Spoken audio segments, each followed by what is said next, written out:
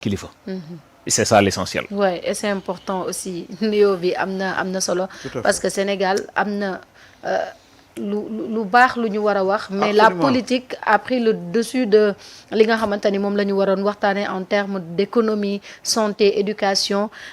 Malheureusement le débat est pourri ci li nga xam ne moo di wàllu politique. alors doyen Samba ci kanam tuuti le président Bassirou Diomaye Faye dina jàkkaarloo ak presse bi wax donte boobu ba léegi dégguñu ko mu prononcé wu ci dara. Abdoulaye Ba gaañu na fi di étudiant bi ñu rayoon yeneen ak yeneen xew na fi mais dégguñu le président mais tey nag décidé na pour jàkkaarloo ak ñi nga xamante ni ñoom ñoo di askanu Sénégal. alors c'est un exercice la boo xam ne c'est normal pour un président.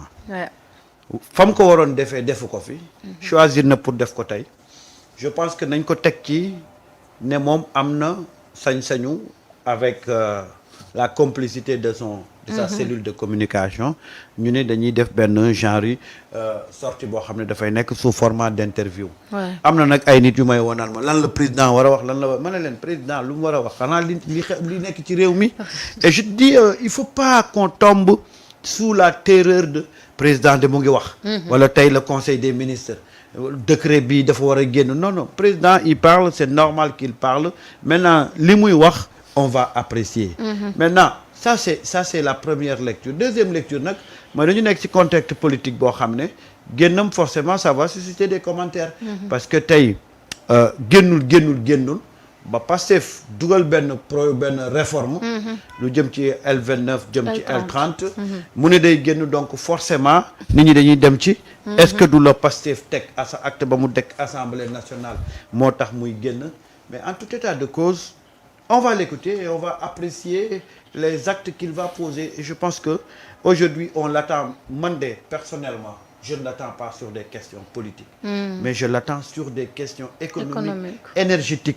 parce que dafa tombé tey suñu gouvernement pose ay actes yu am solo ci lu jëm ci wàllu souveraineté énergétique et souveraineté économique waxu ci malheureusement waxu ci moi j'attends à ce que mu prononcé wu sur ces questions-là maintenant su si prononcé c'est bien su si prononcé wul également dugg ci affaire politique on va apprécier politiquement li mu wax mais une fois encore moi je pense que un président qui sort pour parler c'est tout à fait normal et ce qu'il va dire ben on va apprécier pour voir lan lañ ci war a wax lan lañ ci war a disséquer et puis le débat continue mais il faut pas que les gens tombent si terreuru président de mu ngi génn président de mu ngi def conseil des ministres président de mu ngi signer benn décret un président il est appelé à faire ça s'il le fait tant mieux après on va apprécier donc on va suivre ce qu'il va dire mais bon moi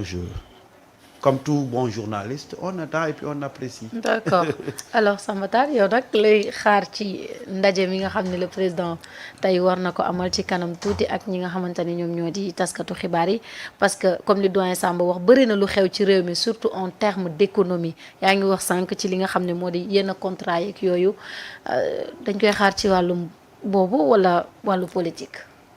waaw jërëjëf Maria. donc defe naa ni man du lu extraordinaire quoi. jàpp naa c'est le président de la République du Sénégal gardien de la Constitution chef suprême des armées et de la magistrature clé de voûte de toutes les institutions. c'est lui qui nomme les emplois civils et militaires. Le gardien des lettres et de protection des arts et des lettres. loolu ay pouvoir am la. njiit boobu bu xëyee ni dama war a waxtaan ak samaw askan. warul nekk lu extraordinaire. non. léegi nag man ay wolof dama nekk ak i wolof donte tukulóor laa bu déggul wolof bu baax. mais dañ naan paaka kenn du ko jiitu ci mbaram. man mënuma prononcé wu tànk xaw ma man ci lan la war a wax. mais jàpp naa ne daal réew mi dañ ko koo jox. te it damay am njort bu rafet rek ndax buñ ne cadre politique. wala économique ki lay waxee. bu dee cadre politique man defe naa ne du am problème. parce que moom moo ne woon wër naa fukki at pour fal Ousmane Sonko mënuma koo fal mu fal ma ci fukki fan. ñi nga xam ne dañuy xaar sama diggante man ak moom ñu fantasiroo. nañu noppalu loolu du mës a am. kon jàpp naa ne cadre politique du fi wax lu extraordinaire. à moins que mu wax loo xam ne day bett nit ñi. mais man seen tuuma ci lu extraordinaire. ndax moom moo ni dama koo yéene 6 bi na ko sax xool na ko xool. yooyu yëpp moom moo ko wax comme moom moo ko wax jàpp naa ne kon du nekk lu xam ni dafay indi mbetteel ba nit ñi am njàqare ci beneen côté bi nag moom lim ci war a mën a wax bari na oui.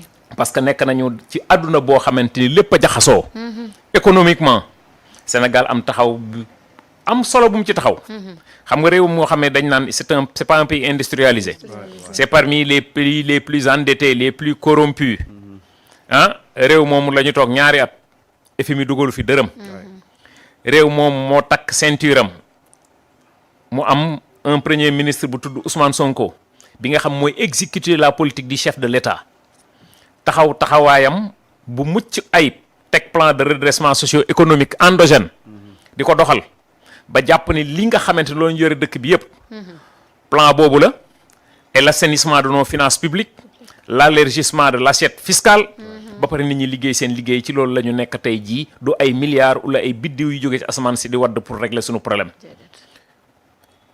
réew moomu ñoom ñoo laajoon ñu jox leen ñun la bu ngeen ñu joxee dinañ def situation bi nga xamante ni ñi fi def ay crime économique ak ay crime de sang lépp dinañ ko régler loolu it ci lu ñu war a mën a waxtaane la surtout la justice. parce que bala ñuy wax waxu baale ki jéggal ak ñoom seen il faut justice d'abord surtout bu justice amee pare nag après bu ñuy baale ñu baale loolu benn la ci beneen bi it ñu jàpp ni taxawaay bi nga xam ne dañ koo taxaw tey ba am ci ñoom ñoo xamante ni ñu ngi ci kujje gi taxaw ni Sénégal dafa waroon nangu ñu defal ko restitution ñun ñu taxaw ni soxlawuñu restitution parce que bor bi mën nañ koo fay loolu moom moo tax en 2023 nga dem ba sa déficit budgétaire bi ñuy jël réew mi toll woon ci 13,7% en 2 ans FMI dugalu fi dërëm te gis nañu réew mi ni ñu ko yore déficit budgétaire bi tey jii mu ngi ci 6,2%.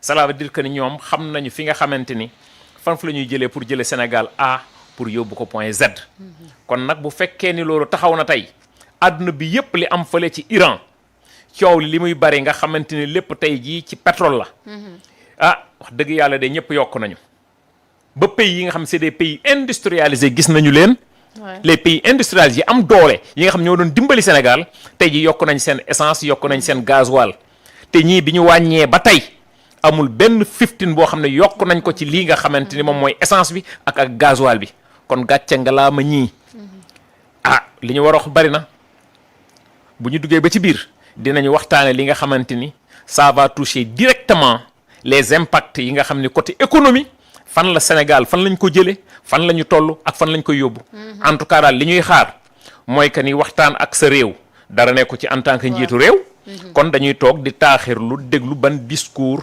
lay wax ak askan bi discours bu mu andi nit ñi nañ ci am jàngat joxe ci seen xalaat absolument et le pays va continuer